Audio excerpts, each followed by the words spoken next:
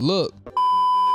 Welcome to the Cherry Time podcast. This is not your average podcast. This is Cherry Time podcast. So it comes out whenever, there's no schedule. There's no, who knows how many episodes there's even going to be. But the goal of this podcast, right, to highlight and to archive all of the great people that make the Hollow Knight community what it is. This community can be toxic. It can be hilarious. It can be not funny at all. But this is one of the greatest video game communities out there. There's so many cool people that have made it what it is. And I just wanted to take some time to get to know everybody and to show that to all you guys as well, because there's all these cool creators that we love and we watch all their videos for every day. And, I wanted to get to know them a little bit more and talk about their experiences and YouTube and with the game and what they're expecting from Silksong and just all the latest Silksong, news. But yeah, so I hope you guys enjoy. My first guest is PRIMACON. Shout out PRIMACON for being here. Super happy to have him. Thank you all for being here as well. Like and subscribe, and I hope you like the episode. Enjoy. To start off everything, I just wanted to ask how you're feeling right now about Silksong Cope in general since the whole Jeff Keighley stream. Man, I gotta tell ya, I was feeling really down yesterday. But someone brought something to my attention today on Twitter, and I was actually going to make a video about that. Wait. But then I was like, oh, I got to record a podcast with you, so I'll just talk about it on the podcast and then make a video about it tomorrow. I don't know, I'm hyped. I wonder if it's the same thing that I was thinking about too, because that's the thing I wanted to trail off with. So I'm so sorry. This podcast will definitely come out after your video, I promise. It doesn't matter. You could release it whenever, because I release videos so fast anyway. I don't mind at all. Maybe we have the same idea. Silksong community does run on one brain cell. Yeah. So who knows? But are you talking about people mentioning the fact that Jeff Keighley reacted the same way 2 years ago? Yeah. Okay, great. Because I seen Mossbag reply to that person today, and I was like, is this true? And then Daily Silksong News kind of confirmed that and stuff too as well. Or people were saying it they kind of confirmed that in their video from 2 years ago. And yeah, that just seems like such an interesting. I have a bunch to talk about that. Yep, that's exactly what I'm talking about. Awesome. Yeah, I'm glad that the hype train is back up again after getting killed a little bit like that. Man, Jeff Keighley really ruined my life there. But you know what? We're back. Yeah, I see you. Your name is AKA Jeff Keighley's op. Yeah, we're so back, baby. Hell yeah. But also, cool. All right, so I'm glad the hype train's back. I'm glad that we're back on the same page too, because I keep going up and down with Silksong. It's an emotional roller coaster, to be honest. But it is. But yeah, I'm glad that this week seems so great. But before we get more into Silksong stuff, I just want to ask you or I just want to say thank you for doing this again. It really means a lot. This is so cool, and I'm happy to have you as the first guest. And man, this takes me back to February when I reached out to Relia and I was like, "Yo, man, want to record a 1 hour long Silksong podcast?" He was like, "I'm deployed right now, but sure, let's do it." I was like, "Yes." Yeah. Yeah, I know. Yeah, it's so cool. It's so interesting. Just this whole community and stuff. So what was your introduction to the Hollow Knight and the Hollow Knight community and stuff? Introduction to community and the game itself for me was very different.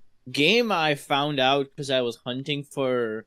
I still remember very specifically what I searched. I searched video games with really good progression.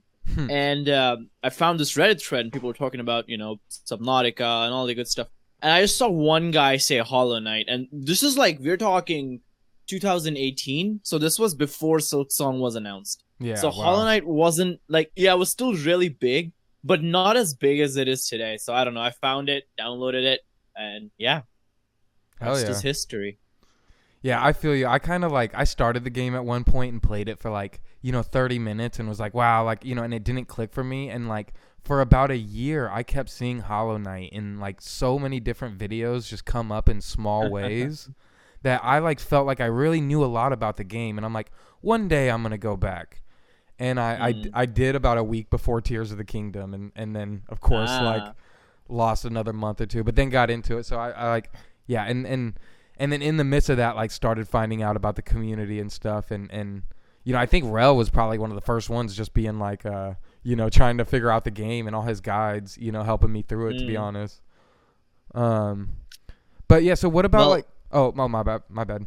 Oh no, I was just gonna say, well, my introduction to the community, because you asked about that, was Mossbag. Like, Yeah. I was playing the game, and I have this weird thing where I enjoy cryptic games more when I know the lore. So Elden Ring, I really started enjoying Elden Ring when I watched Vati Vidya's lore video on it. Like, that's when the game really clicked for me. Okay. And it was kind of same with Hollow Knight, where I played it till I reached Green Path, and I stopped playing it. I wasn't too into it. And then I watched Mossbag's lore video, and that really made me want to play the whole game. Wow. So Mossbag was my gateway drug into this community. Yeah, I definitely feel there's like two levels to Hollow Knight fans. There's like people that just like the game, and then there's the people that end up watching the Mossbag lore video, and then it's like, and then you're right, it's just like a gateway into everything. I'm telling you, man, that lore video has done more marketing for Team Cherry than Team Cherry have done for themselves. Oh man, yeah, that video probably has sold so many Hollow Knight copies. I know, it's just the fact that I feel like, I mean, and I've never done it, you know, I've like made it like just being like Silksong content. I've like been reacting to like his Silksong videos, but I've never like reacted to it. But I feel like almost anyone can react to that video, and like 1,000 people are gonna be like excited to rewatch it again, like no matter what. yeah. Like it's so good. Anytime I see that, I'm like, oh yeah, you know what? It's time to run it back again. Like, yeah. So what was your introduction like to YouTube like? Like what you know, what made you like start getting into YouTube, and how was that in the beginning, and how did it like, you know, I guess transition into you being like the king of Silksong Cope? Like, well, it's a funny story because, well, people know me for Silksong, but I see it as just like a phase in my YouTube thing. Like, I'm not gonna be making Silksong videos like, you know, years down the line, but my introduction to YouTube was video games. Jacksepticeye, Markiplier, and PewDiePie. Those three guys. I used to watch them every single day. When in 2015 is when I found them, and 2015 is when I really got into this whole let's play. Well, like, what's a let's play? I didn't even know what a let's play was before 2015.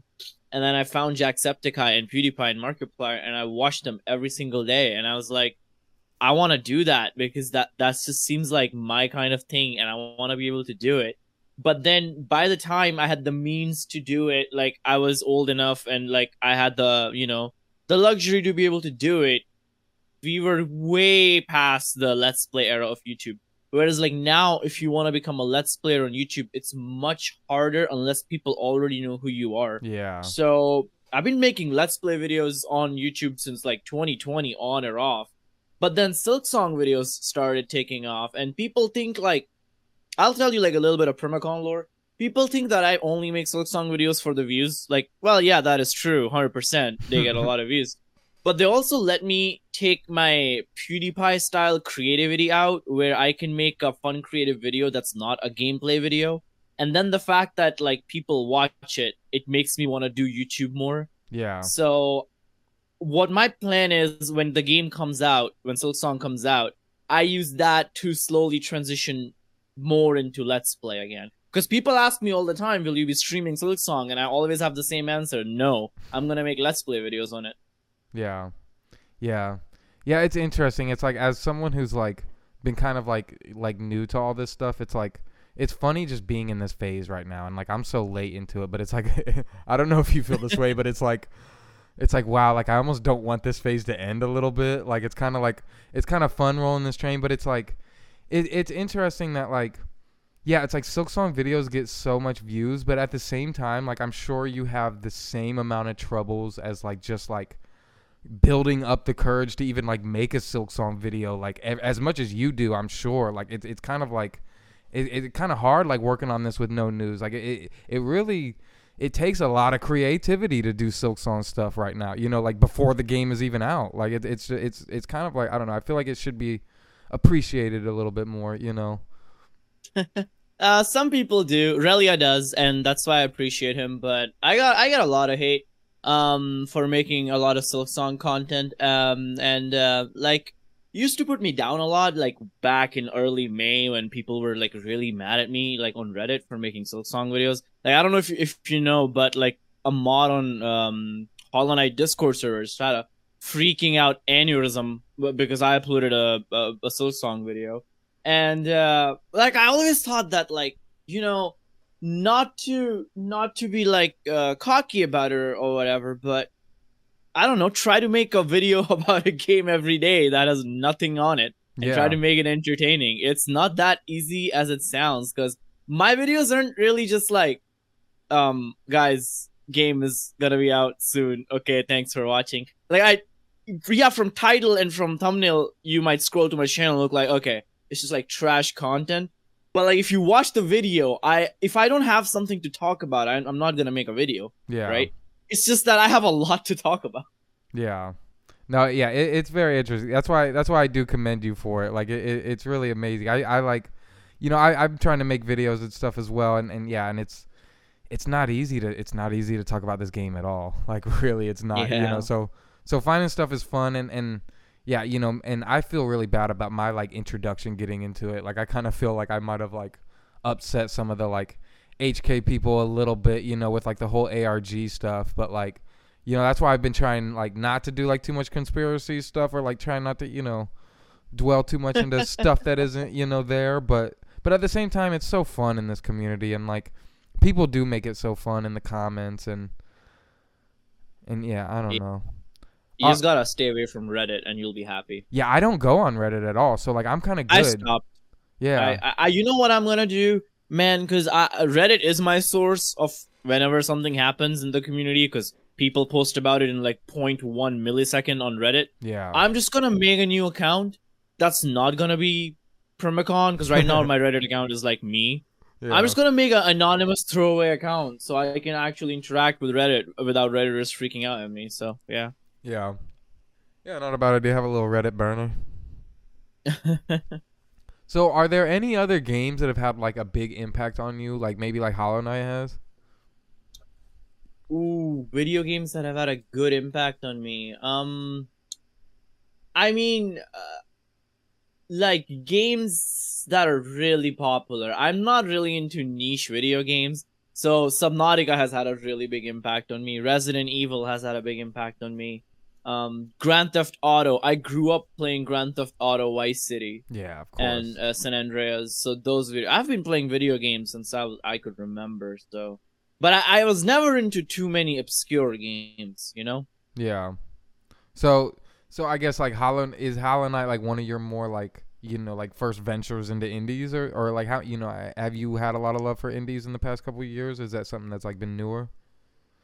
So actually, I think most people at my age, when I was 16, 15, we didn't really think of it as indies.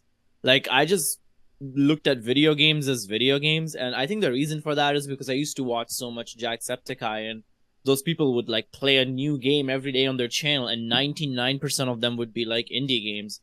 So in my head, it was just like, there's video games and that's it. So before Hollow Knight, yeah, I played a lot of indies. Like there's this one game called Turmoil. Not many people know about it. Like many small games, and I would only play them because other YouTubers played them, and I would be like, oh, that game looks fun. I could play that.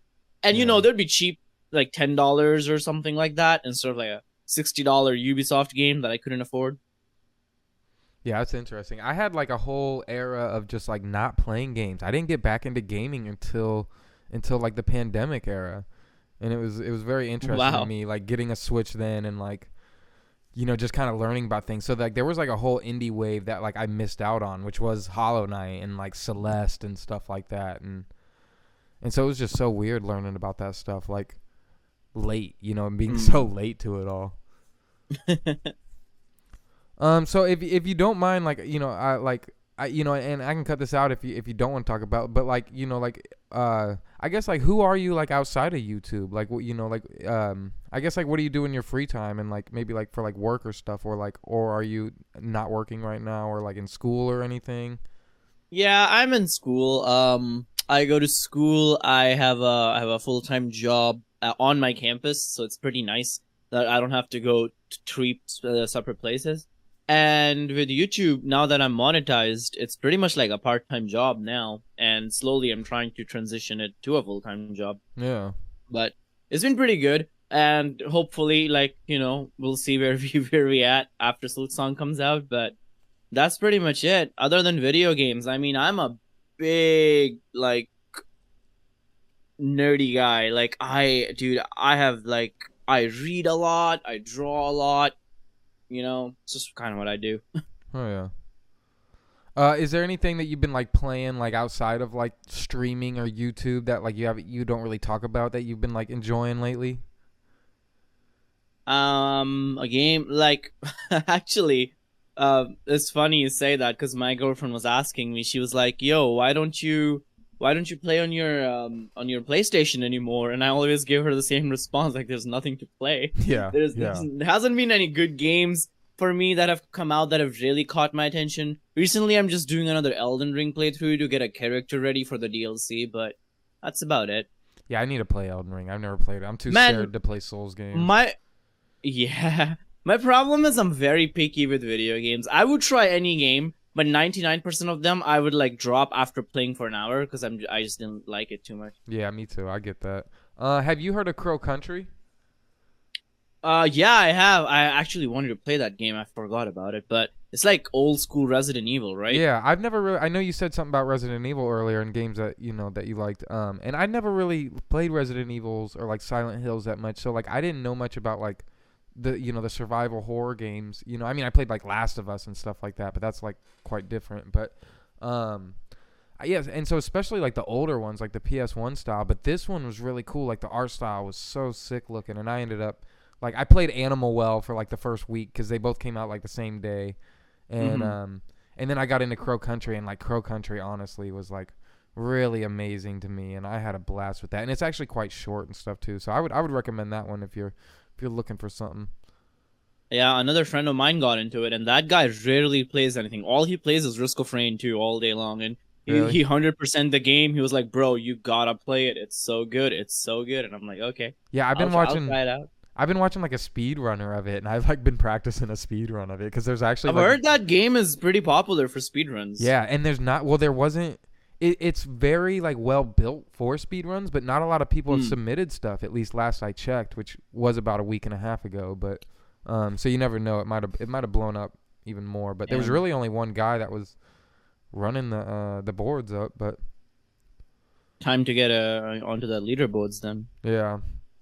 But back to some Silksong stuff. Do you have a favorite character that you've seen so far? Favorite character. Yeah, man. Like, I just, well, if you want to pick one character, then it's the Ant Queen. I'm really excited about the Ant Tribe because we haven't seen much of that. Yeah. We have heard about it so much, and I feel like it's gonna be like a major part of the area. But also, there seems to be like a lot of just like random NPCs running around. If you have noticed the clips you see of towns, there's so many NPCs in every town clip, and I doubt like all of them will be like interactable, like with full quest line behind them. I feel like you could they'll just say a little bit of dialogue and just do their own thing, which is kind of not something we haven't really seen in Hollow Knight. So that's new, and I'm excited about it. Yeah. Yeah. Speaking of, like, do you like, yeah, it's like seeing stuff like the NPCs and stuff like that just like make me really think that like, oh wow, this game is probably going to be like just something way different. I don't know. I guess I worry about the structure of it sometimes, and then like seeing stuff like that, it's like, oh, this can't be anything like Hollow Knight. Do you think that like the structures are gonna be like kind of mirrored like in a way, but like, and I say that as far as like like just like. I think of that because of like the infections and stuff, and thinking about like, the way they've set up Silksong so far, that it kind of seems like there might be like some sort of infection in there, and it makes me worry that it's like, oh, it might be kind of similar to Hollow Knight, but then you see stuff like the NPCs and like it's like, oh wow, it can't be anything like it. What do you think about like the structure of it and how they've kind of showed it off so far? Sorry, that was a terrible loaded question, but No, that's okay. I think it's like every game kind of needs that reason of why the characters are attacking you, right? Like lore wise, and every Yeah. developer needs to give a reason for that. And I feel like that's kind of where the similarities will end when it comes to the structure of lore to Hollow Knight. Like the enemies are attacking you because they're haunted by Silk, and in Hollow Knight they're attacking you because they're infected by the infection. But then it's what Team Cherry builds off of that concept that gets me exciting. Because, like I've already said, not everyone's after you, right? And also, like, this is more elaborate, you know? Like, people are doing this willingly. It's like a cult. It's not like an infection that's taking over everyone unwillingly. It's very interesting, the dynamics that there are. And, like, I feel like in every shape and form, when it comes to the structure of the game, it's good. It's just way more complex than Hollow Knight, which is honestly a good thing because Hollow Knight's whole thing is it's a dead, dilapidated kingdom and nothing remains, and you're in a world which has been like in a stasis. And I think after playing Silksong, when you go back and play Hollow Knight, that feeling of emptiness will like be amplified and hit even more after seeing how maybe more alive the world of Farloom felt, you know? So I think it's pretty good. I think it's pretty good.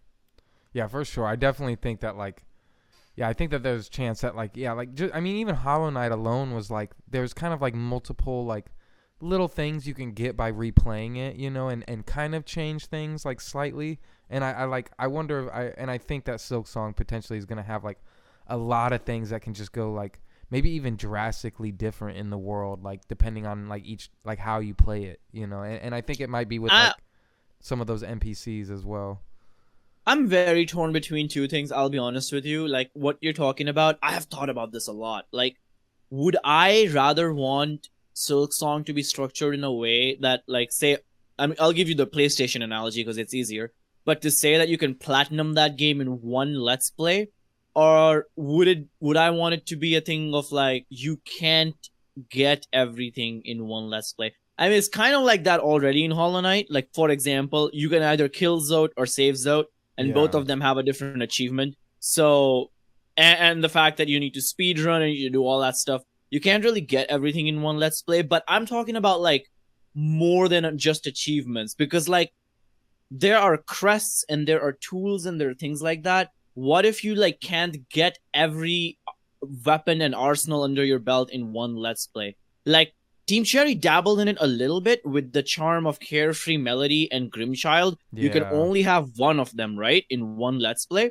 And one is just so much better. Carefree Melody is so much better. But then the other one gives you a really cool boss fight of Nightmare King. So you gotta kind of like pick and choose. And I want Team Cherry to elaborate that more, because it gives you more reason to not just play a new game plus, but just replay the base game again and like try out a completely new build, you know? Yeah, I definitely agree with you there. Like that would be amazing to have the world just kind of feel like, you know, like I don't know, that like, yeah, that there's just always something new you can get out of playing it again. And I think that there's a chance that they could do that. I feel like games have been like, especially indies, have been leaning into like these like secret heavy, you know, like gameplay styles. Have you played Tunic? No, I haven't, but I know most about it. Yeah. That, I mean, yeah, and if you know a lot about it, then maybe there's some things that have been spoiled. But that one was honestly really amazing, and I had a good time playing Tunic is so awesome, man. Man, quick tangent about Tunic, man. So English is not my first language. My first language is Hindi, and when I was a kid, I didn't know, you know, jack about English, but all the video games would be in English. And all their instructions would be in English. And I wouldn't really get what they're trying to tell me, so I'll just figure it out looking at the pictures. And then Tunic took that concept and made it into a game. Because they're using a language that you don't understand, and you have a whole manual, but you can't really read it. And so, like, looking at that game, I was like, oh my god, it's just like when I was a kid. It's so cool, man. Yeah, So cool. such a great concept. I just seen an ad actually for like a Japanese or like it's a RPG game that you can play and it like teaches you Japanese while you play it.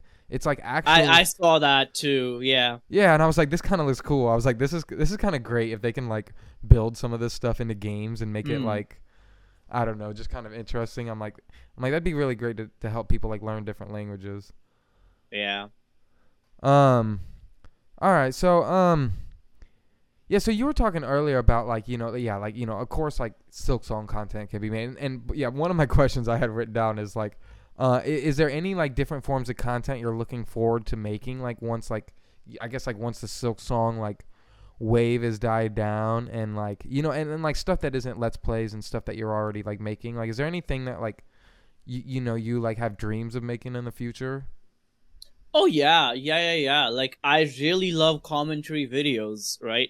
My Silksong videos, at least to me, are commentary videos about Silksong, but they could be about anything. Yeah. They could be about current trends or something cool. Like a channel I take inspiration from for that is Moist Critical, or well, current day PewDiePie, but because he's retired, he kind of just does his own thing. But if you look at Moist Critical or other other YouTubers like Some Ordinary Gamers, content creators like that who just talk about anything and everything, and it's just so interesting to hear them talk. I want to do that, but I also want to do more creative stuff. Like if you know Markiplier, you know that guy does a lot. Like he has a show on YouTube. He has this space with Markiplier thing. He's making an Iron Lung movie, and I feel like just as a person with a lot of ideas, I have so much to give to the community. I have a list on my phone actually, which just says future YouTube ideas, and it's things that I can do when I have money to afford them. Yeah. I don't know, man. I want to go like full speed on this thing and do so much when I can in the future, hopefully, maybe. Yeah. Well, I have no doubt. I mean, you got a personality that like people like. So it's like once Silksong comes, you're gonna have your core people. You know what I mean? So no matter what, that's the goal. Yeah, you got the personality to be able to do all types of content like like a Moist Critical and people like those. Like I have no doubt that you'll be able to gear up after it and do just as well with non-Silksong content. Hopefully. So I know this could change at any moment, but like if you had to give like a definitive guess right now for how and when Silksong releases, what do you think it's gonna be? Well, first of all, there is not a single chance on this planet that we will get a trailer without a release date. That's just not happening. If we get a trailer, it will be a release date attached to it. Second of all, just by virtue of that, Team Cherry has never really put out a release date months ahead. So if we do get an announcement now, my guess is that, assuming we get an announcement this Sunday, Silksong will be out like in July, like at the latest. Nothing like not in August or September as a lot of people are thinking. And I know a lot of people like want to talk about the big Elden Ring elephant in the room of Shadow of the Erdtree June 21st. Yeah, I don't know what's up with that. Because if that wasn't the case, my original prediction would have been end of June, but I don't know. So that's why I'm saying July. But yeah. Yeah, Elden Ring is definitely the one. I remember thinking about like, yeah, I'm like that's like really like the biggest worry of this summer, I think. Like there's not much other like things that are releasing that are going to like nothing else can challenge Silksong. Yeah. Like I don't think so. Yeah. Oh man. But if we don't get an announcement this weekend, then I frankly don't know. Do you think? All right, I made a video on this the other day, but do you think there's anything with that Sherma tweet from a while ago where Leth said it takes 6 months to just for physicals only, but that it's been like 4 months since then? No, I mean I think that was just him clarifying like what they were asking and talking about. It's kind of like the same when I asked Leth to clarify the ESRB thing. I texted him like back in April, and I was like, I made a video about it. It's titled "I Asked Leth About ESRB" or something like that. And he just linked me a good Reddit post which explained how digital and physical ratings work and stuff like that. like what those ratings actually mean. I think it was just like a clarification. I don't think that means anything at all. Yeah, I just feel like it was meant at the time to like infer like, okay, this is gonna be out before like 6 months from now. Like it kind of seemed like, oh, don't worry, that's only for physical. You know what I mean? And then I'm like, wow, I really think. Yeah, you could have definitely. I mean, even I thought that, but does that mean that Silksong will have physical copies on launch? I highly doubt it. Yeah. Yeah, I know. I'm thinking about it, and I was like, I don't know enough about like the ESRB stuff to know like, you know, like what that process is like, of like what that 6 month process is like. Is like, does the game have to be turned in, and then it's like, you know, yeah, it's like when does printing start? I'm like, yeah, there's a whole lot of logistics that I have no clue about, but yeah, I mean, so I think I'm pretty much out of questions right now. I mean, what do you think? Are they gonna do a physical launch? Like, do you think they're gonna go that extra mile? Or just a digital launch on all consoles? I mean, I really do. Like, I will say this, and I put the end of my video, but look, I walked into a Best Buy the other, like a month or two ago, and they had like a fresh stack of Hollow Knight Switch copies, right? So Fangamer has a distribution deal with people that's like way larger than like, you know, like a limited run games type thing, you know? And right. So I think that Fangamer is at least at the point now where they have the ability to like, you know, they can provide the Best Buys like that. And if you just really think about it, like having Hollow Knight brand new in Best Buy in 2024 is kind of insane. And I was in there like a few months ago and they didn't have copies of it. So like it was right. It was a restock, and yeah, everyone's right. Like if it gets printed and it's 2 weeks out, like but I think that could give them room to like really like do a trailer, and maybe they do give us a month. You know what I mean? Like maybe they do give us a month for a pre-order, and then like, you know, within 2 weeks of that, like we start seeing physical copies leaked out. But that could be really bad because, you know, like when Switch games leak, it's like damn near downloadable at that point. Like, so I don't know. Physicals would be a terrible thing. That's why I think if anything, it could be like a month after it. That's why it would make sense that like maybe it does come out soon, and then by August-ish, you know, the physicals start coming out. Like that'd probably be the smartest. You do got a good point that I never thought about, that they do have the whole infrastructure set up with Fangamer. And that is wild to see Hollow Knight restocked physically in stores. Yeah, you can buy a physical copy on Fangamer website whenever you want, but yeah. I mean, I wanted a physical Hollow Knight for my Switch. I couldn't find it in any GameStop in my city, and I just downloaded it on the eShop. I've been, you know, I go to game stores like, you know, like I was going crazy for like a good 6 months, and I had been looking for just someone to sell a used copy of Hollow Knight somewhere, and it never happened. And I was so stoked when I saw that Best Buy copy. And right. And yeah, I do genuinely believe that right now, probably 90% of the development effort is being made towards porting the game. Yeah. So, which is why I wonder, like, are they throwing physical copies into that mix as well? Or is porting so big of a hassle that they're like, all right, we might release like a physical version of the game. Maybe with like a DLC pack. Maybe when Silksong gets a DLC, maybe we'll release like a complete edition, like they did with Void Heart for PlayStation. Void Heart Edition, it had all the DLCs because Hollow Knight didn't come out on all consoles at the same time, just one by one. I mean, it's such a big undertaking to release on every platform and across 2 generations. Yeah. That's wild. Most people are just dropping like even like Xbox completely now and the old gens, you know, But so do you... Like, 9 Souls came out, and everyone's like, where's console? And, like, yeah console is hard. Yeah, that's why they just did it on PC. I know. I literally, like... The internet said that game released May 29th on Switch and PS5. And I was so pissed when I got home and realized that I couldn't play it because I don't do PC gaming. But no, do you think Silksong will have DLC eventually in the future? Because I wonder if a lot of this time, because think about, like, I mean, did you play Tears of the Kingdom? Are you a Switch player? Yeah, I played both Breath of the Wild and Tears of the Kingdom. Okay, so you know how they kind of like at least came out and were like, no, this game is complete to us. You know, we're not doing DLC.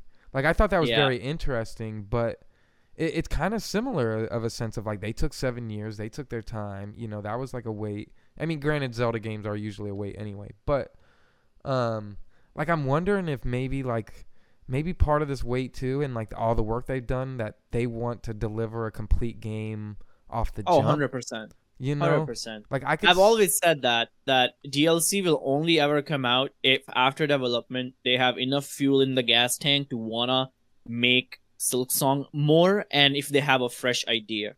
I don't think they're sleeping on ideas so that they can make them into DLC later, because clearly time isn't an issue, right? Yeah. We're witness to that. So they're definitely going to deliver on their full vision, and I feel like, I mean, just imagine if you were Team Cherry, you're pretty much working nonstop since you started developing Hollow Knight. Yeah. And that's like 10 years ago now. So as a developer, as just human beings, I think they would want to just take a break. And it's not, even if not just from game dev, take a break from Hollow Knight at least to do something new. Yeah. Yeah, I don't think we'll get DLC. I wondered too, because like they're like what the other is it a trademark that they have for the Fearless Fox? Yeah, Fearless Fox. That's a game they want to make. So they trademarked that in 2019, and Tunic came out in 2022, and there's also like another top-down Zelda Fox game that's like way more. It's like GB or like Game Boy inspired that I've been seeing like on Twitter a lot. But I'm like, do you think that that's a real possibility of Fearless Fox still happening? Even though, because I just feel like there's been an influx of top-down Fox Zelda-like games. Oh, 100%. Because, like, I think Team Cherry, now they have clout, right? They're not a nobody. So anyone else making a top-down game versus Team Cherry making a top-down game, it's day and night, in my opinion. And second of all, I don't really remember the exact source of this, but I am 100% certain that this is a real thing. Is like when Silksong development started, they have like a doc, like a Google Doc or like a Word, whatever you want to call it, of like ideas and stuff about Fearless Fox, and they're just writing it down. They're not going to develop it or anything like that right now because they're focused on Silksong. And I don't think they're going to let that vision go. I mean, I'm sure they have something like new to add to the table. Yeah. Yeah, it was just interesting. I just noticed that I just thought it was interesting that was their idea, and then Tunic came out of nowhere and kind of like, I don't know, just kind of just swept with that. It's such an amazing game. It'd just be so interesting, and I just think a lot of people do end up like having some similar ideas, and I mean, I'm sure you felt like like people have gotten to an idea at some point before. It just happens in creative world too, and. I wonder how they may take that. I wonder if they just come up with something different though, and I wonder if they want to do a third in this world eventually. I don't know. It feels like the trilogy. A third in this world. Yeah. Yeah, I don't know. That's a stretch. I couldn't tell you. Yeah. But, I mean, I would love it, but yeah, man, that wouldn't happen for a long time. Yeah, be another 10 years from now we'd be talking about it. Yeah. Oh.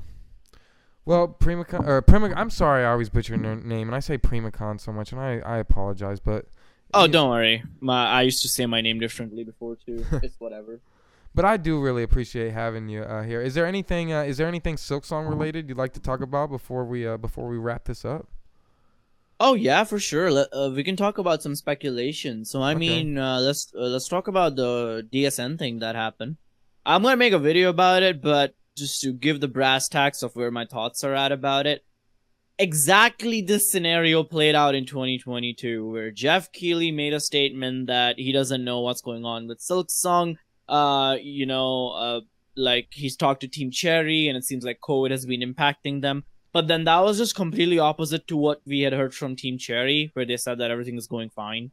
And then, Daily Silksong News made a video saying no Silksong at Summer Game Fest. That was like on June 2nd or something, 2022. And then later that June, on that Xbox showcase, we got Silksong trailer, right? Day 1 Game Pass. So I think that alone is a proof. I didn't know about this till today. Yeah. So I think that alone is a proof that Jeff doesn't know what's happening with Xbox stuff. And I think it's a very similar story today of him saying, oh, it's ways out. At first, I thought that's just my wild speculation. But now my theory is that maybe he tried contacting them and didn't hear anything. And in his mind, it was like, oh, it's probably still ways out, and they're focused on development. But in reality, it's like all hush hush because it's gonna be announced, and they don't want it to be leaked, right? That's why they've been like ignoring content creators, and like it's unlike, I know they're silent as it is, but even for them, like even for Let, that's unheard of to be that silent about something. Because I've said it, like, what would they gain from just not, just telling us that they're not going to be showcasing this June? They've done that before. And Leth is like actively helping like developers debug their game on Twitter right now. Yeah, he's pretty active on there. So I don't know. Like after that little revelation of this happened in 2022, I'm very confident about Sunday. So we'll see. Yeah, I loved Rel's video on Jeff Keighley's stream because it was like. Because it did make me like, because I originally saw that and was just like, I saw your video on it and you break it down, and I was just like, I was just instantly in the dumps. I just went to work. Same. Yeah, and I was just like, all right, I'm done. I'm done with YouTube for a while. Like, I'm going to, Same. I was so down. After that video. I was like, man. But look, I'm not going to lie. Rel's video got me like back hype up again because he was like, I was looking at it and I was like, you know what? This is very fishy. Because first of all, Jeff Keighley is notorious for hyping up Summer Games Fest way more than it ever should be every year. Oh, yeah. So for him alone to just de-hype the whole festival this year, or like the whole showcase, is kind of insane. Like, yeah. He said that his hype is at like 80%. Yeah. For showcase. Maybe Summer Game Fest is just gonna be that bad. Who knows? Yeah, that alone is a red flag for me, though. Like that makes me think that it's like, all right, there could potentially be something huge here, and maybe he's just lying to us. But it's like, but also like Rel pointing out the fact that he does seem like a little bit like, oh, like I kind of wish it was here. I don't, there was a little like, maybe a little salt in it that it made me think like, oh, like I don't know if if it's not salt at them per se, but maybe it's just salt at like the situation in general, and that he knows it's premiering at Xbox. Because he also, like, people were like pointing out the fact that he just didn't actually deny it. Like, he was like very politically correct at like not saying it's not gonna be there, but like, he said about other games that they're not gonna be there, just openly, right? Yeah, exactly. So it's like, there is something very fishy about this whole thing. And then he was blushing. He was blushing. It makes me think that he's excited, that he knows, oh, fuck, this is about to be a big weekend. And maybe not for Summer Games Fest, but maybe for, I don't know. Like, the blushing part does just make me think. Maybe, I'm gonna throw another tinfoil theory in this. Like, maybe that's where the salt comes. Maybe that's where the saltiness comes from. Maybe he already knows that Summer Game Fest is gonna be mid. And maybe he thought having Silksong there would be like completely turn it around, but then Xbox got their hands on it, and now it's just like, okay. Because it could be true. Like, someone could have rights to it. Like, I don't know. Like, everyone thinks. I don't think it's as much about the rights. I don't, because it is independent. But like, because Team Cherry has been very close with Xbox throughout Hollow Knight and throughout Silksong. So Yeah, not even rights, but maybe just like first dibs. Yeah. But yeah, I mean, know. Xbox is the first console it got confirmed for after the Switch. Yeah. Which like Switch, man, really fell off, eh? Like Switch gave us the demo. That was Nintendo Switch. Look, that's why I still always think. That's it. I still like. There's part of me that thinks like the Nintendo Direct could pop up with it. If the Switch wasn't at the end of its life cycle, I would be so hyped for this June Nintendo Direct. But because it is the last Direct we're gonna get for Switch, I just think it's gonna be full of just ports and kind of garbage stuff till we get the actual Switch 2 announced. Yeah, we'll see. I've been ignoring Switch coverage lately because it. Yeah. Which, by the way, like another cool topic is if Switch 2 isn't backwards compatible with Switch games, like how PlayStation 5 is backwards compatible with PlayStation 4, Xbox Series X is backwards compatible with Xbox One. If Nintendo doesn't do that for Switch 2, Silksong might not even be on Switch 2, like, because they will need time to port it on a completely new console if that console doesn't support backwards compatibility, right? Yeah. So, yeah, I don't know. I think it's kind of all but confirmed that it's back. It's like Backstreet confirmed that it's backwards compatible. Yeah, I mean there's been tons of leaks about Switch, and for a while it's like most of it seemed untrue, but I think I think most of the leaks that have been happening lately are like, and it's definitely, I think Nintendo even confirmed that My Nintendo will continue on. Yeah. So it's like at least like it should be backwards compatible, maybe like downloadably, maybe not by cartridge, but at least like the PS4 or like the PS5, you could download all your PS4 games. I guess that one you can play them physically as well, but yeah, I don't know. Yeah, like as it's the cartridge thing. Like I hope it's the same. Yeah. Right, because that just makes sense. But at the same time, those cartridges cartridges are pretty like small, as far as like data, or it's pretty expensive to make those like like more than like 32 gigs. Right. How do the game? Yeah, because if you get because I have Dark Souls on my Switch, and if you put the Dark Souls cartridge in, it just installs the other game files on your memory card on your Switch. Some developers opt to like spend more on their cartridge, and like they can get a 64 gig. Right. I think 64. I don't think Silksong will be that huge in file size. Yeah. So. No, yeah, and it's funny. Hollow Knight's pretty optimized. Yeah. Nintendo too themselves, I don't think they've ever released a game that wasn't on like a 16 gigabyte cartridge. Yeah, if it can hold Zelda, it can hold Silksong. Yeah. Oh man, I was playing Hollow Knight the other day, and I was so sad because I was like, man, now I just blast through this game. I miss taking this game slowly and just walking around lost and confused, talking to NPCs. Like now it's just like, oh, you start the game, you run, you pick up your shaman stone, get your vengeful spirit, get your dash, get your claw, and then boom, you can just blast to the end game in like 20 minutes. But luckily I missed that. Luckily, I still haven't gotten any like speed running achievements yet, so that's still something I need to like do. Is at least get like the 10 and the 5 hour one. Oh, really? Yeah, I never attempted it. I only attempted once, and I like ended up like going like. I feel like straight to the Watcher Knights, trying to make that like my Trust first... me, there is a very, very, very good guide to how to get that 5 hour speedrun achievement by Fireborn. That's the guide I follow. It is so good, man. He made this whole Steam guide and a video about it, and it's just so easy to follow. I think I started on that video, and I think I just like branched out after like a certain point and started trying to do it a little differently, and that's where I went wrong. And then now I'm like 3 hours into my speed run, like, I can't do it.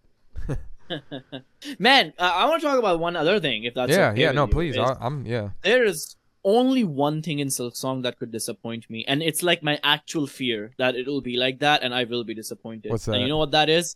That is build variety. Because there is absolutely no build variety in Hollow Knight. Whoever says otherwise is coping. There are 4 useful charms, and they overpower every other charm in the game.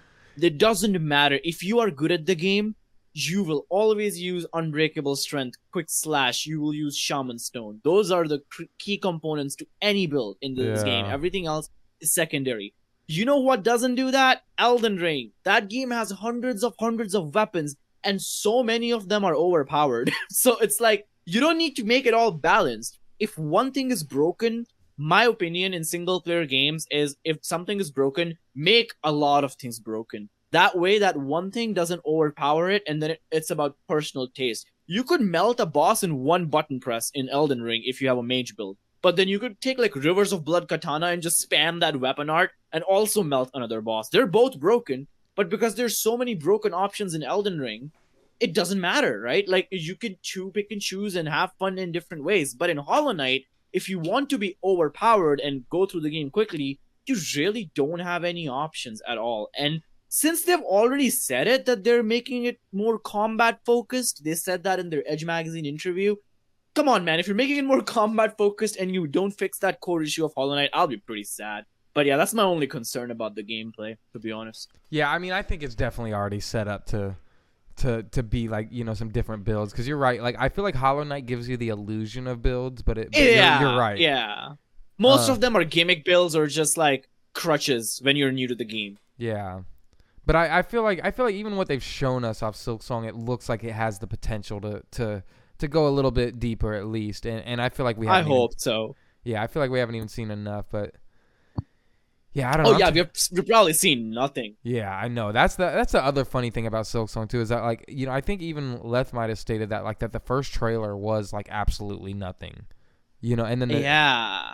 the second trailer is like probably the most we've seen, of like where the game is. Like I really wonder about like how like much that game has changed, because imagine about what their idea was before it was even Farloom.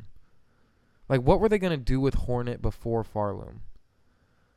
Yeah, one thing they said this in their video that they made on their YouTube when they uploaded the trailer, where they were like, they tried a couple of ideas, and one of them was just having you switch characters in the menus. But it's like, okay, even if you switch to Hornet, what is she gonna do? Yeah.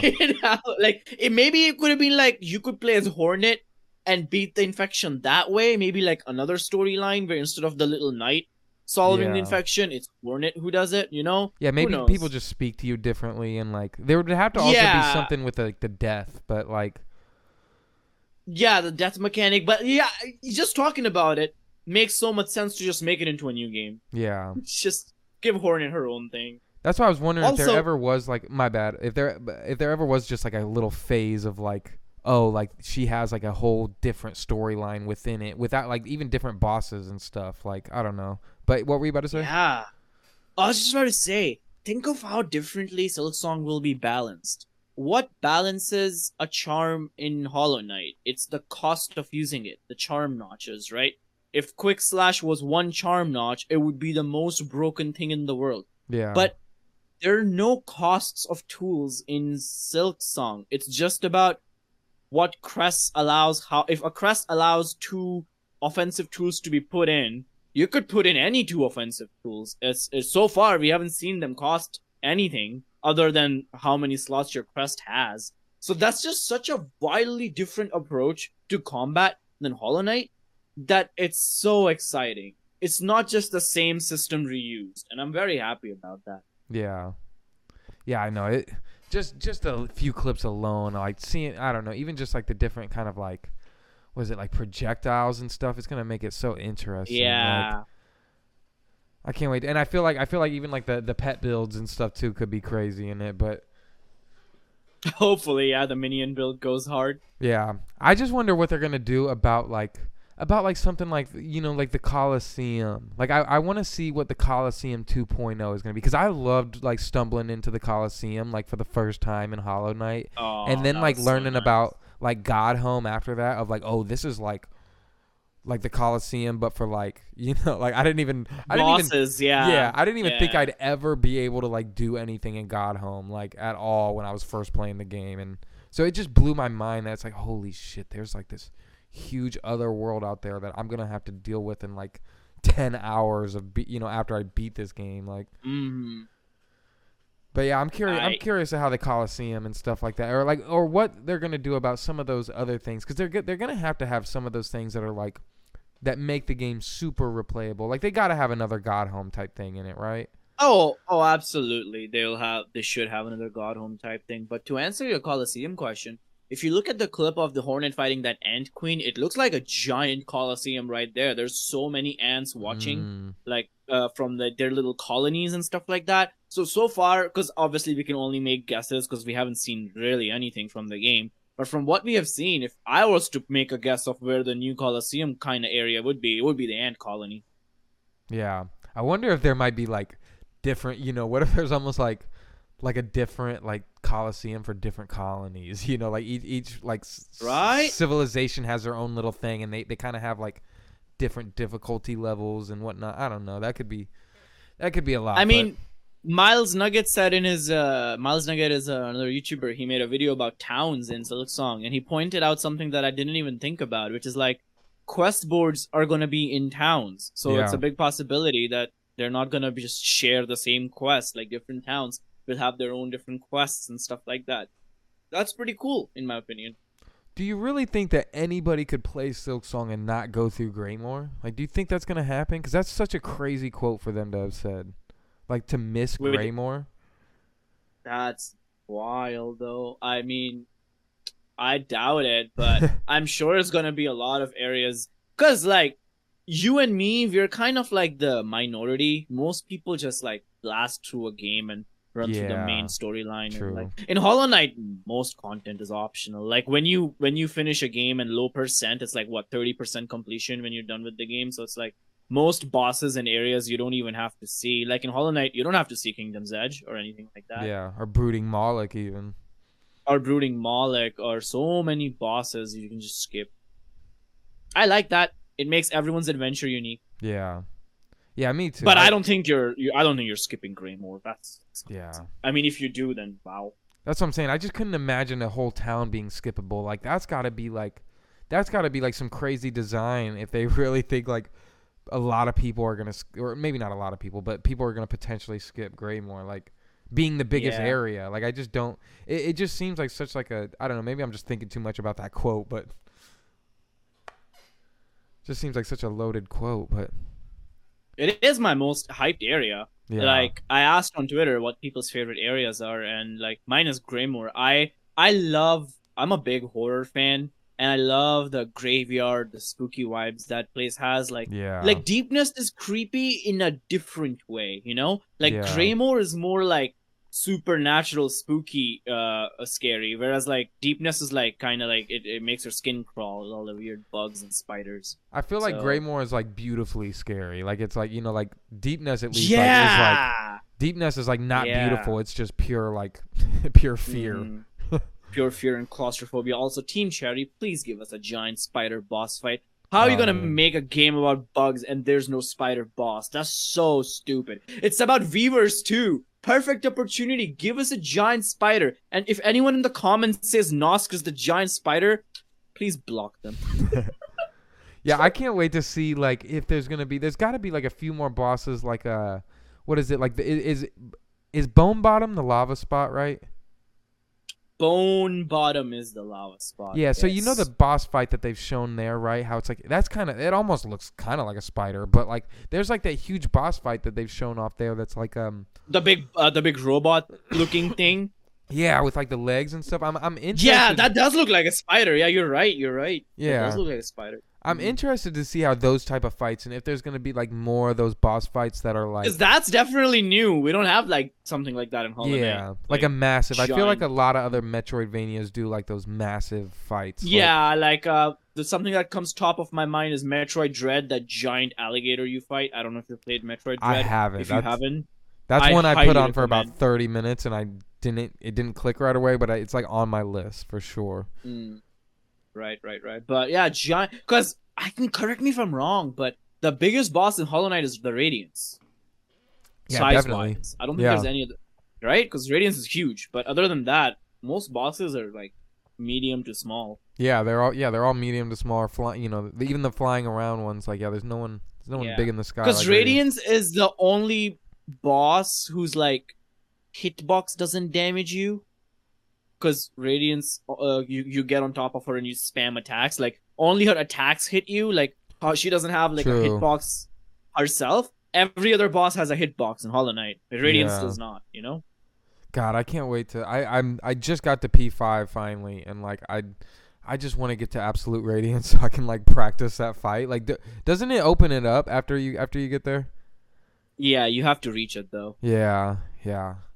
I'm like new to P5. How's your Pantheon journeys? Have you completed? So I've played P5 3 times. Right now I'm like pretty much at the end. Like I died to Marcotte. Every other boss I can kind of steamroll. Marcotte just kills me, and Marcotte comes before. So Marcotte is like the fourth last boss in Pantheon 5. So he comes after like 40 minutes of pain. Like 40 minutes of endurance, you fight Marcotte, and man, it's... Because after Marcotte, it's Zote, then it's Nightmare King Grim, and then it's Pure Vessel. But what's funny is I can kill all those bosses almost every single time. I'm really good at those 3 bosses, but I eat shit on Marcotte, and it's so annoying. What is it? Is it Soul Tyrant right before Marcotte? Oh, I think it's Soul Tyrant right... Yeah, Soul Tyrant right before Marcotte. Yeah, Soul Tyrant, Marcotte, Zote, and then Nightmare King Grim, and then Pure Vessel. See, I've still never taken the time to beat Nightmare King Grim yet. It like beating the first Grim was like such an adventure to me at first that like I didn't even know that there was Nightmare. I thought I beat Grim, right? So all the YouTuber videos I was watching at the time too were like, "Oh yeah, Grim's the best boss, blah blah blah." So I'm like, "All right, I'm going to learn him." And then once I found out there was a second Grim, I was just so pissed, and I never went back. And I had the same thing. I fought Grim, and I was like, all right. I mean, he was difficult, but a bit of a pushover. Like, people were hyping him up so much. And then I was like, wait, that wasn't his final form. yeah, I just literally haven't taken it, and I know I can take him because yeah, Grim is so fun. Like even the first one, like once you learn it, it's just so fun, and like I get the dance part of it, and I'm like, yeah, I just haven't. That's like the one boss that's holding me back, and I've just been practicing Sisters of Battle now. Weirdest advice for Pure Vessel, because I know you were stuck on it a lot. Yeah. What made me get better at Pure Vessel is to just stop dashing through him. Really? I just realized you can jump over every single one of his attacks. Yeah. That's a nail attack. So every time he swings his nail at you or dashes at you, I just automatically jump instead of using my Shade Cloak. That way, whatever his next follow-up attack is, I just Shade Cloak through that. Man, that changes that fight completely. That makes it so easy. Yeah, pretty much that's like what got me through P4 was like finally learning to jump. Like my stream was trying to get me to jump for like 3 weeks straight. You gotta jump him. You cannot dash through him because you'll just get hit on his follow-up attack almost every time. I'm still just like not good at like a few of them jumping. Like it's like certain ones that I've learned to jump now, but like it's something about it that I'm just still convincing myself like, oh, like the dash is perfect. It's just I have to be perfect every time, and I'm just never perfect. Yeah, and you gotta really hold that jump button. You want the maximum jump height, so you barely clear his giant head. Yeah. But, yeah. Nah, it's fun though, right? It's such a fun boss fight. Like I really like it. Yeah, no, I think it's like when you get good at it, you feel like a god doing Pure Vessel. Yeah. I know. I'm just now finally getting good because like I played P5 like about 3 or 4 times and like it was I just kept dying at Sisters of Battle and I'm like, all right, I gotta get out of here. I'm just gonna waste my time, but and I'm just trying to get perfect at them and do them unscended, and I'm gonna keep pushing through. But I really never thought that I would get even to P5, and it, I'm just not that good. Well, here you are. Wait, that means now you have 112%. Let's go. I know. I didn't think I would get there. Like beating P3 was it literally like took me like a month, like before I even was making videos and everything. Like you got it. I mean, you could always do Steel Soul if you want something different. Yeah, well, if Silksong doesn't get dropped and I beat P5, then I'll do Steel Soul, but till then it might be a while before I do a Steel Soul. That would break me. That would be the end of me. I'd lose it on stream. I have never died in Silksong to something legitimate. I've always died to the most random, stupidest shit. Yeah. Like I get impatient and that's what kills me. Yeah, me too. Every time. I get so impatient and then I do something stupid and I die. It takes me at least a good 20 tries to do the flower thing every time on like the 4 playthroughs I've done. Like trying to get that flower thing. It's like I'll just always die at that last dash every time. Yeah. Have you done Path of Pain? You know what? I haven't. That's another thing too that I got to White Palace, right? And I like pushed through White Palace and I'm like, Path of Pain is easy. I was like, everyone thought this shit was hard, blah blah blah blah blah. And then I realized that I never even like went off to the Path of Pain. Like I didn't realize that it was. I thought the White Palace was the Path of Pain. Right. And so that's something I'm gonna do on stream soon. That's why it was funny that first like idea I've had. Oh, like maybe me and PRIMACON can try Path of Pain for 30 minutes. But it's once people were like, yeah, it'll take you like 4 hours at least. And I was like, all right, yeah, never mind. I gotta. Yeah, it took me 3 hours to beat Path of Pain. Okay. That was rough. It'll take me at least 7 then, I think. It'll take me like 3 sittings probably. Yeah, I'm gonna do that soon. That's something I do want to attempt soon. My computer's just how's your Rain World adventure going, man? Oh my god, Rain World. I like wish I could just play it not off stream, but I'm like so committed to beating it on stream with everybody that like, but it's so stressful. I don't know. I really like that game. That's another game like Hollow Knight that like I just watched so many videos and seen so much stuff on that like I just fell in love with it, and then like now playing it on stream it's just so stressful. I'm like I don't know if I'm clicking with it yet, but I don't know, but I do love the game so much. That's nice. It just gives me trauma. Yeah. I'm so sorry. Can I just pause for just 1 second? I gotta go check on my dog. I think he's chewing on something. Go I'm for so it. Go sorry. Yeah, my dog just likes to eat cardboard boxes sometimes for no reason. But sorry about that. No problem. Oh, but yeah, Rainworld's been an adventure. I do really like the game. Have you ever seen a YouTuber named That Guy Glenn? I've heard of them. Yeah, he does some really good like how they're made videos. He just does all like videos. Oh yeah. I know them.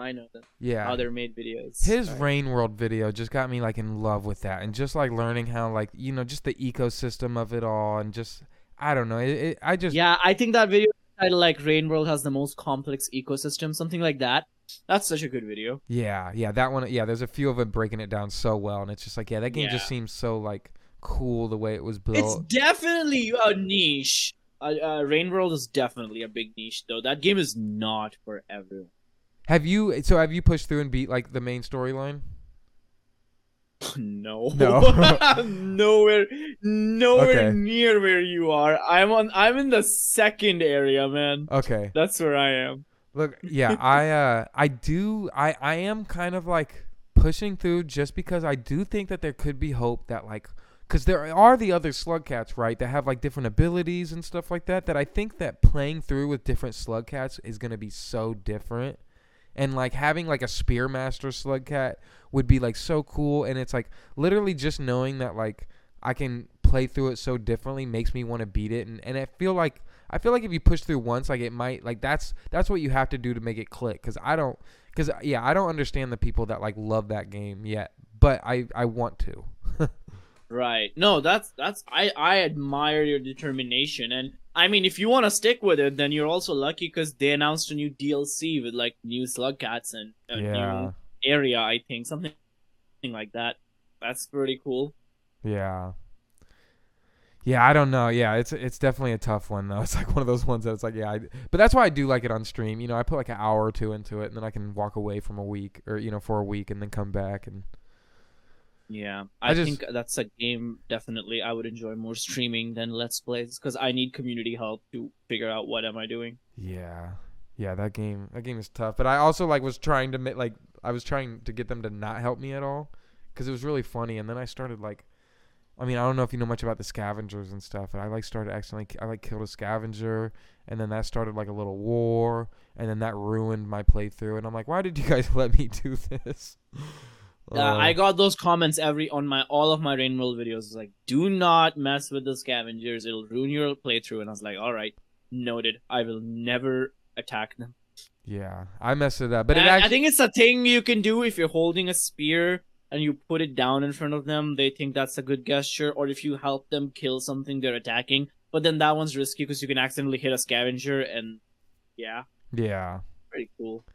Yeah, it was messed up because I got to the deep nest of Rainworld, everyone was calling it, and you have to like find this little light thing, and you have to trade something to a scavenger for it. Right. And so once I got there, like every time I would run into them, they were just trying to kill me, and I'm like, how the hell do I get this damn light? Like I need it. Oh, Corey, the first time you made a video talking about me, the Other Night ARG thing. It was so funny. I don't know who it was. I can't remember if it was my girlfriend or my friend, but someone was like, "Yo, you're on YouTube," and I'm like, "Yeah, I know." Like, no, someone else is talking about you. I was like, "What? What did I do?" And then I was like, the numbers. What do the numbers mean? So that must have been the third one. Do you have anything to say about the numbers, PRIMACON? No, I'm just kidding. No. I don't know what you're talking about. Oh man. All I can say is like you didn't ruin anything. Yeah. Okay. Cool. As long as yeah. I just was at the end of the day I was just worried that maybe someone was like, oh fuck, who the fuck is this kid coming through, and like Nah, you didn't ruin anything. Cool. Cool. Oh man, I'll cut this out if you want. But what? I'm chilling. No.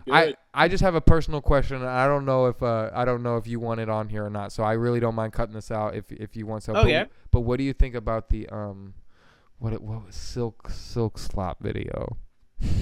Silksong video, absolute banger of a video. That creator, they reached out to me asking if they could share it on my server, and I was like, yeah, go for it. And I watched that. I was like, finally someone put it into words, because it's kind of what I was trying to do, is make Silksong, but make it entertaining, where people are watching because of the wacky things I'm saying or doing, rather than expecting something new of Silksong out of it. And one thing is, like, all the Silksong videos, because I've got them on my feed as well, before I was making Silksong videos on the daily, and I was like, if you're gonna do clickbait, make it entertaining. This is so boring to watch. You're like speaking in a monotone voice, the same points you were speaking in your last video, which was the same in your last video, and you're just making a summary of a summary of a summary. And I was like, there has to be a better way to do that, right?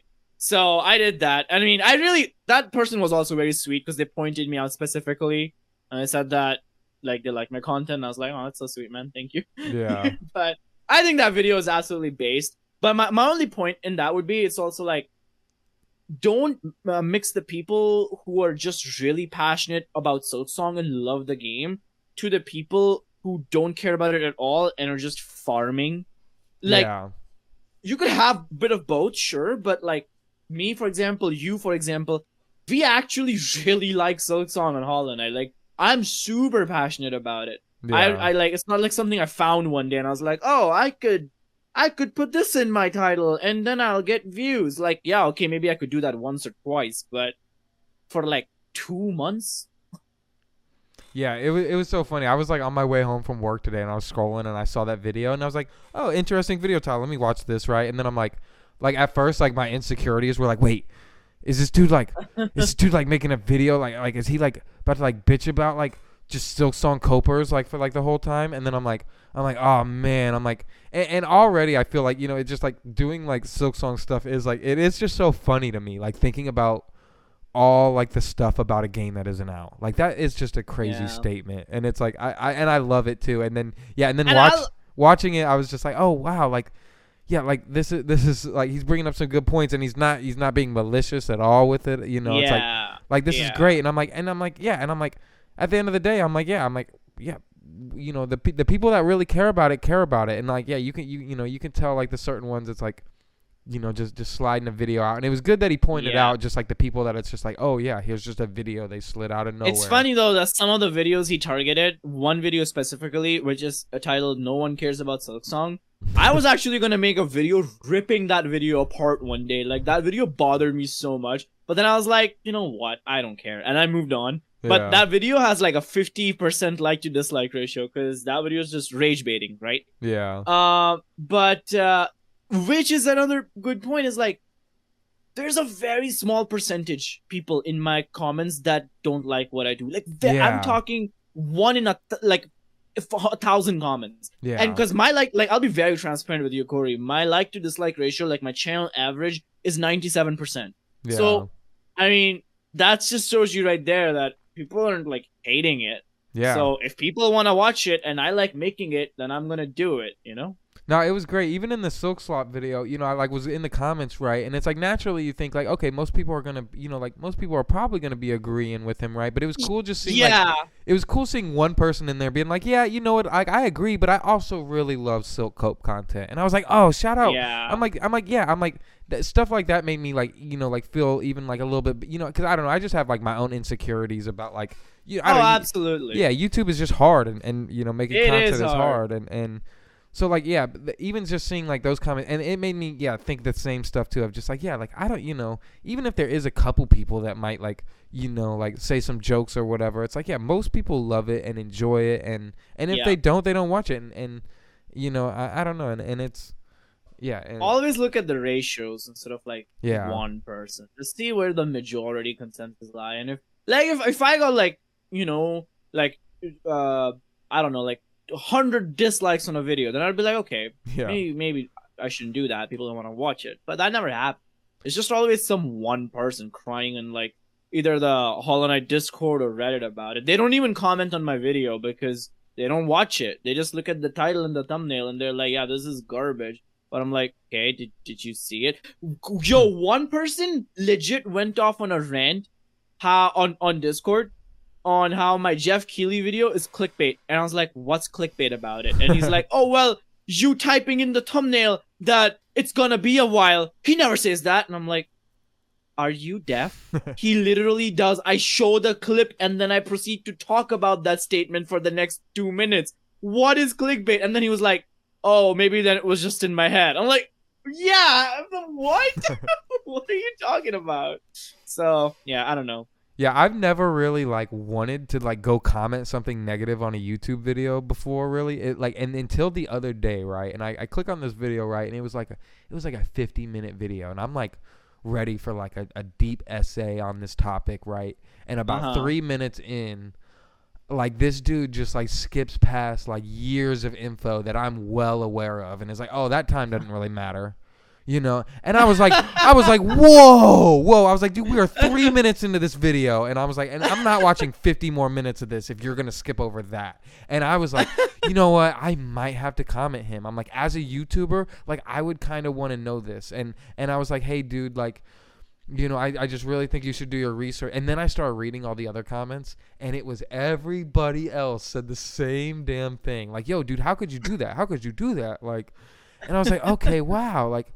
So it's like, yeah, you're right about the ratio thing. It's like, you know, people like that was a good example of like, if you're doing genuinely something wrong or bad, most people will let you know that. You know? But if most people are just having a fun time in your comments, then you gotta be doing something right. Yeah. Yeah, shout out to all the Silksong copers out there. You know, if all the Silksong copers listening, we really appreciate y'all.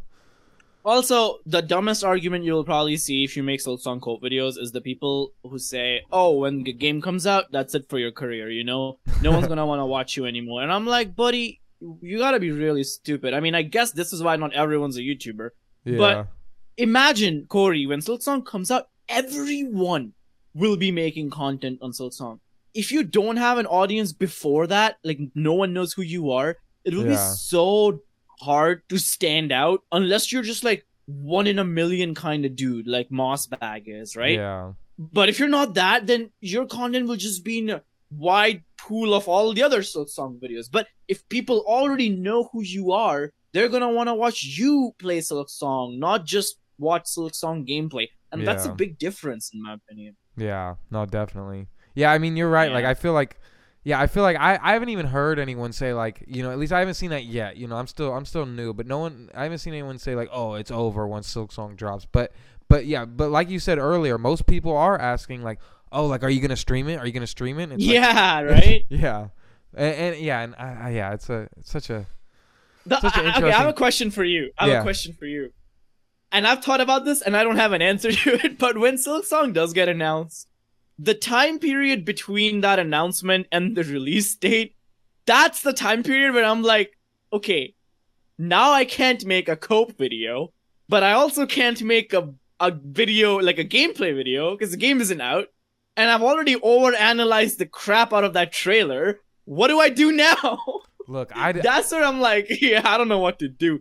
Really? No, I think that might be the best moment of it all. I think you might be worried about it, but I feel like that week or two or whatever it may be, might actually be the best time. Because it might be the time where like literally the fire is lit, you know, and you know, and it'll just be, you know, and there might be like whatever that trailer might be, there might be so much stuff to talk about, you know. And then, you know, we got the return of Mossbag then, you know, we got the return of everybody, like the whole, I was also going to bring that up of just like, you know, like, I don't even know how I was going to bring it up, but it's just like when Silksong drops, like the community is going to be back because you know, everybody gets burnt. Like, I mean, it does seem like not burnt out because people are still doing it, you know, but it's like, the community will be fully alive back whenever that trailer comes out, you know. Yeah, and we were talking about hate earlier, and like I gotta be honest, like people who are salty are because they just want the game, and they just want the release date, and they're like pushed to their limit, and I get that. So I feel like once we do get the release date, no one will be mad at you making a Silksong video every day, because at that point, you can't bait It's impossible to bait someone. It's real. You know when the release date is. Yeah. Then it doesn't matter what you make a video about. No one, if people like you, they like you. If they don't, they don't. No one's gonna be like, oh, this is clickbait. This is clickbait. This is just cope. Those comments will be gone, and I am so excited about that. Where you can just freely make a Silksong video without feeling like guilty about it. I know, yeah. Like it's weird. It sucks that we have to have a little bit of guilt with it, you know. Yeah, it does. I do like, it's so funny, yeah, to be like transparent too. Like I it's so funny noticing like even your emotional ups and downs in videos. Like your tone of your video is like is like a big determining factor of my day sometimes. Like of like, oh fuck, like, you know, because sometimes I'd be opposite, right? Like sometimes my hype comes back, and then your video is like, guys, like blah blah blah, guys, you know. And then I'm like, dude, I'm happy again. Like, what's going on? Like, I'm happy, I'm hype. And then I'm so depressed about life or whatever, and then no news. And then you're like doing the most hypest Silksong video, and I'm like, oh fuck, man, like. My videos oscillate so, like, if you click on my content and you think, oh wow, this guy's like a nice chill guy, you know, just sitting on his chair calmly talking about Silksong, man, my next video might just surprise you because I oscillate so much between being super hyped and super tired. Yeah, I can't wait. Oh, man, you know, at least the bright side of all of this is you're not speculating for something that's still months out. Like, imagine if like this was February and we were thinking about what's gonna happen in June. Like, this is happening in 3 days. So look, I'll be real. There is part of me that is like, yeah, like I could do a couple more months of Silksong speculation, you know. I don't know. I could do a couple more months, you know. After coming up with this podcast idea too, I'm like, all right, now I want to like, I'm like, I gotta collect it like Pokemon cards. I gotta get all the HK YouTubers, and like if Silksong just isn't out, then it's almost better, because then Cherry Time makes sense. You know what I mean? Yeah. I mean, very 50-50 now. I don't even know anymore. Yeah, I know. Jeff Keighley really fucked it up by saying it's gonna be a while. I'm kind of happy he said that, because it stirred up so much stuff, way more than just like, oh, will it be there? Will it not be there? Because we were kind of running out of points to talk about, but now there's like a whole new can of worms to speculate. I don't know. Yeah. More things happening is always better. Yeah. No, definitely. Oh man. Well, dude, this was such a great podcast, man. It was such a good time talking to you. Yeah, it's like hour and a half, hour and 20 minutes, something like that. Yeah, we got an hour and 20. Yeah. Hell yeah. Good stuff. Oh man, you got any big plans for the week? Well, it's my girlfriend's birthday on Friday, which is the Summer Game Fest day. So that's nice. I'm happy about that. That Silksong is not coming out on Summer Game Fest because I want to spend time with her. Yeah. Nice. Are you gonna not stream Summer Games Fest? No, I will. Okay. We plan her birthday accordingly, where we split it into the day and the night, and because in my time, Summer Game Fest is 5 p.m., 5 to 7 p.m. So we're like doing a day plan, and then we're doing a night plan, and then in the middle is Summer Game Fest, and I'm like, all right, you could like take a 2-hour break, get ready and stuff. I'll do the stream, and then we head out. Yeah, I know. My girl's coming over on Friday too, and I told her, I'm like, hey, look, this is a big weekend. So, like, at any given moment, I might just have to stop and make a video, and I'm sorry. Yeah, I already told her that Sunday, I'm sorry. Sunday is huge. Yeah. Xbox showcase. We might actually get Silksong. So, yeah, I've told her about Sunday, and I've told her about June 21st, where I was like, June 21st, I'm gonna be like a gremlin in my cave playing Shadow of the Earth Tree. That's what I'm doing in June 21st. Was June 21st that weird date that people latched onto with Silksong before? Was that the year after the Xbox Showcase trailer? It was June 23rd. 23rd? Okay. Because June 23rd was exactly 12 months after TGA. Okay. I think it was 23rd. I think I'm 90% sure it was 23rd, but yeah, something like that. All right. Oh, yeah. I guess I won't try to speculate more. Yeah, it would be so funny, though. It would be so funny, though, if we do get Xbox giving us a song, because then it's literally history repeating itself. Exact same thing as 2022. Hey, Hey, I'm hoping for it. I'm hoping for it. We'll see. We'll see if Jeff Keighley was lying to us. Yeah. Also, if we don't get anything, then historically this will be the first month, like the first June ever, where we have had like nothing. Not even a confirmation of a delay, like nothing. Yeah, I liked when you pointed that out. It was like, wow, that Like, yeah. hey, you know why I pointed that out? Because I saw a comment on my video and it just ticked me off. It gave me the ick. Or this one person was like, why are you hyped about June? What? There's nothing special about June. I was like, are you smoking? What are you talking about? And coincidentally, that same day, Daily Silksong News made a video also pointing out every time June has given us something. Like, he pointed out all of that. That was complete coincidence. I did not coordinate that with him. So, yeah, that was funny. Oh, yeah. Yeah, man, I don't know. Yeah, June is just feeling right now. But You should host a Daily Silksong News. I would love to. I've never like connected with him or anything, but I would like to get him on the podcast at some point too. So if he happens to listen to this or anything, I would love to get him on here and host a Daily Silksong News, of course. Yeah, I hosted it twice. Hell yeah. Yeah, I was gonna say it feels like it's gonna be a rite of passage. Like I've gotten a couple things. I've gotten mentioned on a PRIMACON video. I got mentioned on a Rel Yeah video the other night, dude. I was in the shower and I had the Rel Yeah video playing, and I was like, oh my god, he just said Corey. Like it's so funny.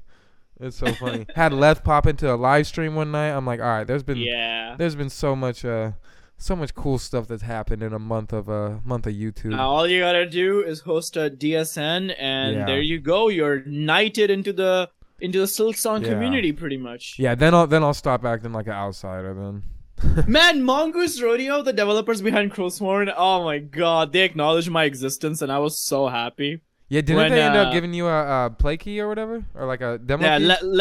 let give me a key for it. Yeah. But also they put an update out, and it was for Kickstarters only, and I replied to their tweet. I was like, man, so sad I didn't get to back this game. And then they tagged Let in their reply, and they were like, yo, Let, someone get this man a transcript right now. And they had a photo of like a cow with milk, and it just said Crowsworn, because my whole thing is a milk song. I was like, damn, that's so cool. That's great. Yeah, that's I'm gonna make a pretty big Crowsworn video soon. Been working on that for a bit. I love that game. Yeah, how was playing that demo? Pretty good. I could tell it was still very early on in development, but it was a good demo. I liked it. Great. There was a separate demo which was just a boss fight. You could access it from the demo menu. Like there were 2 demos.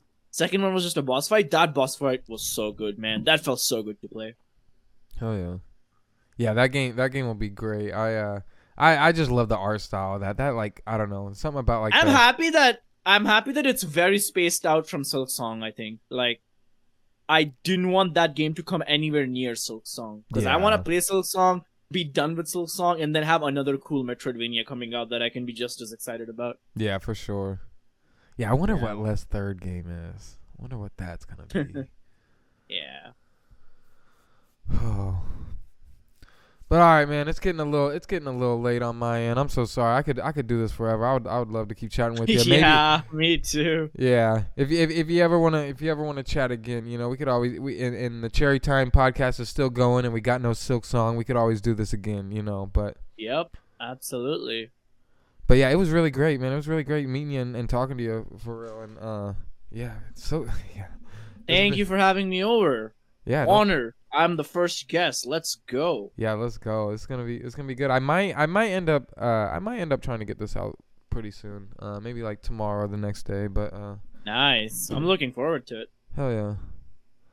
Well, appreciate you again, and I hope you have a good night. And cheers to this weekend. Man. Cheers to this weekend. Here's coping. Yeah. Cope levels. Right, cope levels about to be low if this weekend's bad, but. Oh yeah. But all right, take it easy, bro. Have a good one. Man. Good night. See ya.